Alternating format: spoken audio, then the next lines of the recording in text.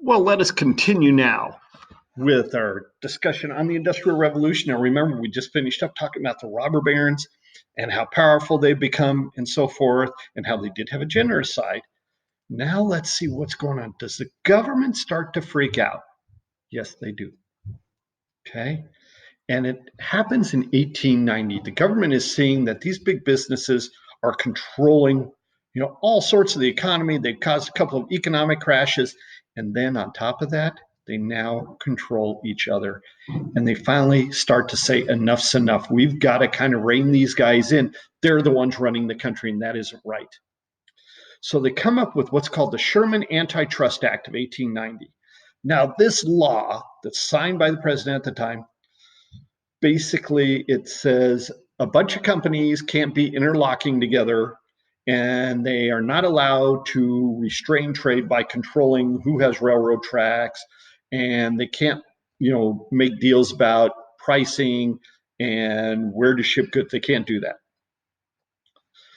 Well, they put the law in play, but then there's nothing there to enforce it. Nobody enforces it. And so they kind of get away with it for a little while, but it was kind of like a shot over the bow in military terms, where you just kind of let the robber barons know that, guess what, we're watching you. And then over time, the government starts to use it in court cases. Okay. The problem is these high tariffs that they had from the Morrill Act are bringing lots of cash into the government. So the government's not too worried. The country's growing so much, they're not too concerned about the tariffs, even though the tariffs have caused some hiccups. Well, President Harrison, who had signed it, thought he was doing the right thing.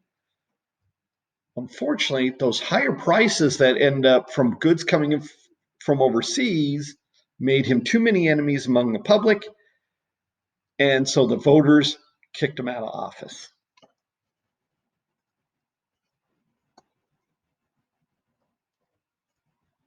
Oops. All right. Now, eventually, the workers are getting fed up and they're saying, what can we do? What can we do? What can we do? And it becomes the beginnings of the labor union movement here in the US. Now, unfortunately, right now, unions don't have the best view by society, and it's probably really unfair. There were some abuses in the past probably 30 years up until about 2010 or so, and then the unions were so badly weakened that those abuses disappeared. And so now unions are starting to make a bit of a comeback. They're trying to be a little bit smarter about it because basically they got lazy. But back then, here's what it was. The average person worked a 12-hour shift, 6 days a week. There were some steel mills in this country, not Carnegie, but other steel mills that says you work 7 days a week. And if you miss a day, if your child is sick and dies, oh, well, if you go to a funeral, oh, well, we're getting another worker to replace you, and we'll hire you back when, you get back in the line. And that's how they were. Okay. So understand that it was not a fun life to lead. There were no vacations. There was no sick leave, no unemployment compensation, and no workers' compensation. If you lost a hand in a factory accident, it was, oh, well, here's a Band-Aid. Have a good life. Best of luck to you. And as you can see in these pictures, even children were working in factories. That little girl up at the top, she's 10, 11 years old, maybe.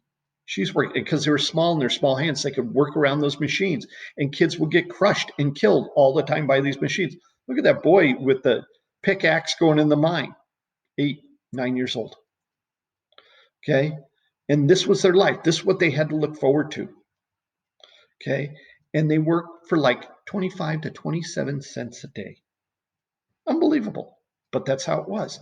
Now, when you look in your notes, there is a link on a video on this slide that I want you guys to watch. It gives you kind of a better story of it. So make sure you click on it.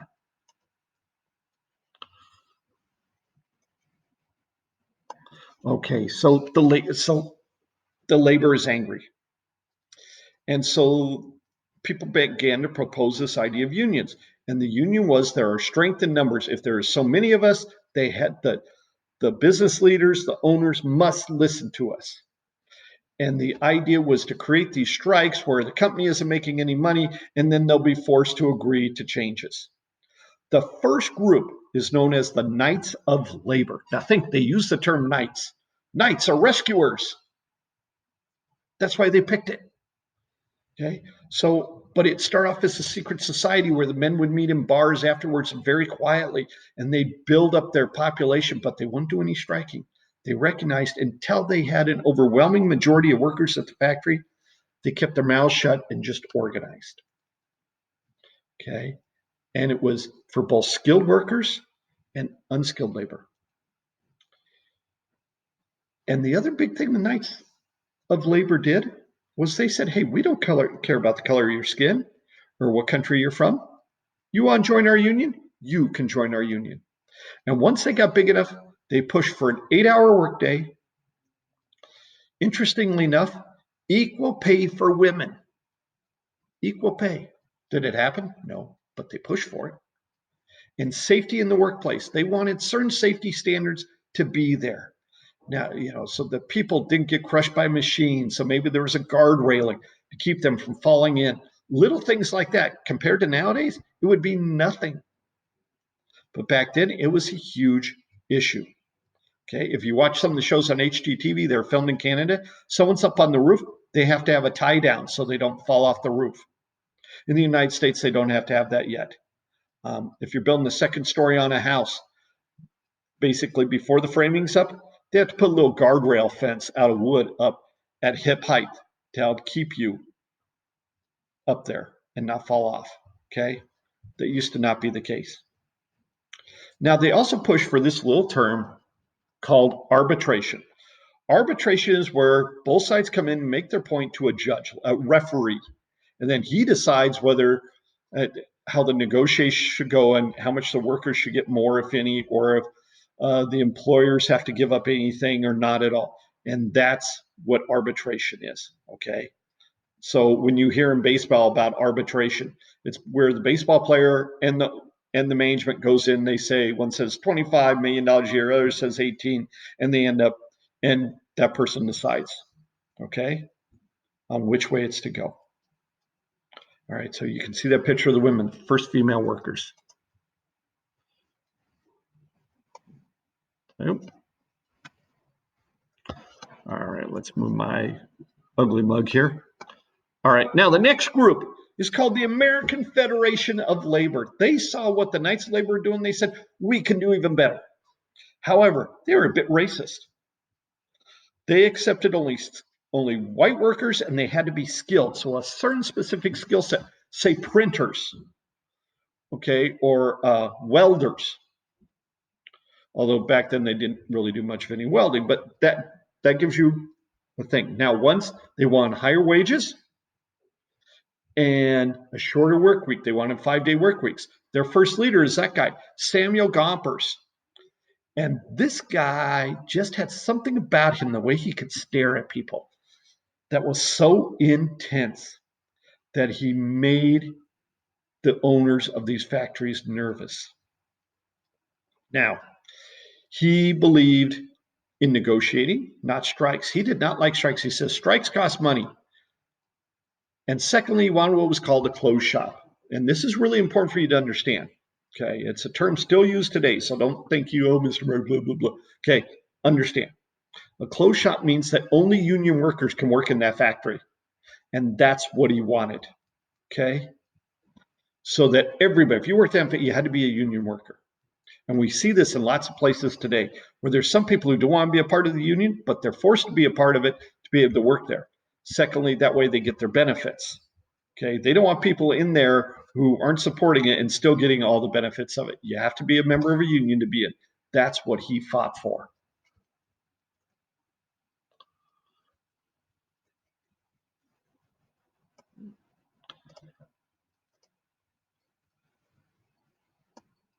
All right. Now, the next one is the IWW. They're not around anymore. The Industrial Workers of the World. They also deserved a kind of a funny nickname, the Wobblies. Almost sounds kind of like British or Australian, the Wobblies. They're created in 1905, and they were radical. I mean, these guys, they're on the edge of communism here. Take a look. The red in their booklet and in their card. They used red, the blood of the worker. And they emphasize this over and over again. Okay. And really, their emphasis was on socialism, which is government would own big manufacturing, or the public would have control over it and would vote boards of directors and so forth and so on, so that the businesses would not misbehave. Okay. And that the wealthy guys at the top couldn't make too much money. That was their view. And they were powerful for a while, but they kind of lost interest over time. And it was partly due to the fact they saw eventually in the late 19s, like 1918, 1919, and they saw communism develop and kind of perverted the ideas of socialism, and people began to get worried. So the IWW kind of disappeared, but that's what they were like.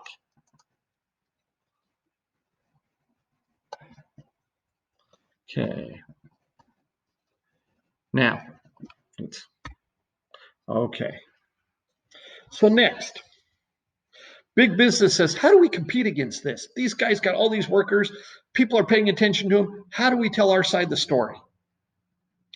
And then the courts on top of that were using the Sherman Antitrust Act and other laws saying, you're abusing the workers here. You're not allowed. We're deciding in favor of the workers. So basically, they had to change opinion of public opposition. Now, the reason why some public did not end up not liking unions early on was because the news. The big businessmen always promote themselves as good and doing good. And look at these union guys. They're out there. They're thugs. They're beating up on people. And they showed that. And they got newspapers to publish stories about these beatings of people who wouldn't join the union and so forth. On top of that, they created almost kind of like comic books. And they bought out newspapers to do this. Then they promoted the big thing. They promoted the ideas of an economist by the name of Karl Marx. Karl Marx came to the belief, after spending time and seeing how capitalism worked, that capitalism was dangerous. He said the workers should own the means of production. So the workers should own the factories and what's in the factories. And they should have these boards of people within their grouping that would decide what's good and what's bad and how to do things. And this would be much fairer. In theory, great idea. In practice, it's never going to work, and it never has worked. Okay? So the big businesses began promoting this anti-view that Marx was evil and the unions were evil. And so people's attention and their behavior towards unions changed. And it took some years, but all of a sudden it turned against unions. And so they believed in the propaganda that said, if unions ultimate goal, and they used the IWW as their example, that the country would change from capitalism to this. And you know what? Using the words of the IWW, they could justify it. That's why you got to be careful what you say, because it's going to come back to bite you. And it did come back to bite the unions. And they saw the unions as this first step towards the country changing. The other thing that happened was you had all these immigrants come to the country. Well, when immigrants first come in, they don't care where they live, 20 family members in a room. Guess what? They'll take your job and they'll accept less pay for it. And so that became this view of nativism, which is Native Americans, people who've been here for a while. We don't want any more immigration because guess what? Those people are going to take over and they can't be trusted because they'll want communism. They believe in Karl Marx. And so they use these things as weapons to beat upon people to change their minds. So always, and in this day and age, I mean, we have, news websites that are either far to the right or far to the left, guys, and they pound the same thing over and over. Fear the other side. And they'll take a little bit of truth and throw in 10 pounds of distortion. Okay? So make sure you study things. Pay attention. All right, now let's talk about a few labor strikes here. All right, now let me go right about here. Okay, The first major labor strike in the United States goes back to 1877. It was about a railroad. The railroad workers received a pay cut. Why? Because basically when the economic crashes happened and the railroad didn't have enough money, so they cut workers' pay and they exploded. And this violence went over city after city for a week. It spread. And President Rutherford B. Hayes, he sits there and says, how am I going to control this strike? I know how. I'm going to send in federal troops, and they are going to block the workers from fighting against these hired guards and security guys for the manufacturers, for the factories. Okay. Secondly, the big businesses decide to hire scab workers. Now, scab worker is someone who comes in who says, "I'm not.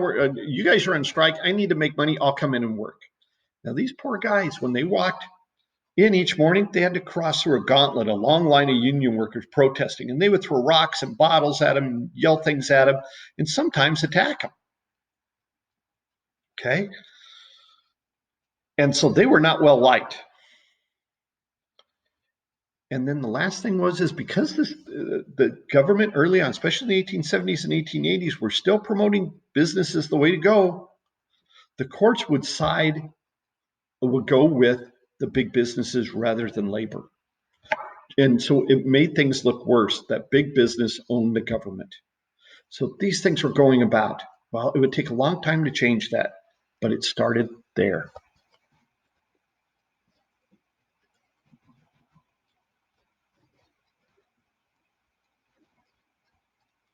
Let's see. All right. Next big strike. This is one that's a lot of people refer to in history because it's easy to remember. It's called the Homestead Steel Strike of 1892. And it's famous because Andrew Carnegie still owned U.S. Steel at this point. He hadn't sold it off to J.P. Morgan. Well, he decides he needs to back away. He's starting to get too stressed out by the weight of the world on his shoulders. So he travels back to Ireland. I said it was Scotland, but it's either Ireland or Scotland, one of those two. He travels back to see his homeland. And he goes back for like a year. People who were rich went back on long trips to Europe, months, if not a year at a time. And he goes back there and he leaves this guy, Henry Frick, in charge. Now, Henry Frick, this is one of the really evil characters in business history. Let me tell you, this guy's kind of scummy. All right.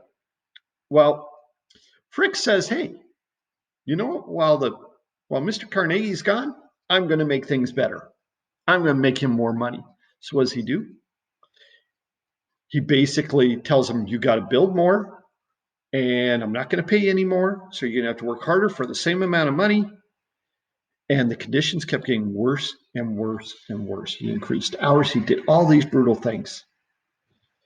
And finally, the workers went on strike. They had had enough. Frick says, fine. He hires this big, giant group of private detectives called Pinkerton Detectives. Now, the Pinkerton Detective Guards basically came out of the Pinkerton Company, which first chased bad guys out west, the train robbers, okay, and the bank robbers, the Billy the Kids, guys like that. They chased them, but he hired them to guard the plant and to allow scab workers in. Well, over time, what happened was the detectives and the strikers, they end up getting into fights. Gunfire erupts. People are shot dead. And three Pinkerton guys were killed. 9 strikers were dead. The National Guard had to step in. That's a picture of them outside the city where they bivouacked, camped, and they went down in and they took over the factory. Well, Carnegie finally gets word of what's going on, and he had been sheltered from it, and he finally comes home to this mess. And he is so embarrassed, and he fires Frick, and Frick decides he's going to go after Carnegie. Luckily, never does. But Frick's story is so wild. At one point, an assassin tried to kill him, and he somehow managed to survive. But Carnegie was embarrassed by this, that this could happen to his factory where he had been championing a guy who took care of his workers. And so it took him years to build back up his reputation, and he still never got back up where it was until after he sold the company and started donating to libraries. All right, our last one in this topic. All right, now, the third great strike is the Pullman strike. Now, Pullman was a company that built train cars, the nice ones, the basic ones, and they built all types. Well, what happens is during the economic crashes, and it was because the cause was due to the railroads. No railroad guy is going to order cars. He has no money. So he has to lay off thousands of workers. He says, hey, I've got no work for you. I've got to let you go for now. When the work comes back, I'll hire some of you back. The ones that stayed, he had to cut their wages. So the workers go on strike in 1894. Now, the union head of this group was a guy by the name of Eugene Debs. Okay, he's pictured up there. Well, he tries very hard to try and get it settled. He says, listen, let's negotiate, let's work on this. And they're talking back and forth, but they can't seem to get to an agreement. Well, the Pullman company ends up hiring, replacement workers, the scabs once again, and they sent out notices to all the regular strikers that you're fired. Federal troops were brought in. The strikers burned many cars one night. They set them all ablaze. And Eugene Debs was put in jail for what he did, even though he was the one who was trying to make peace. But he said, stand firm. He didn't tell them, he didn't order them. Nothing that I've read said he ordered them to burn the train cars. That's the story.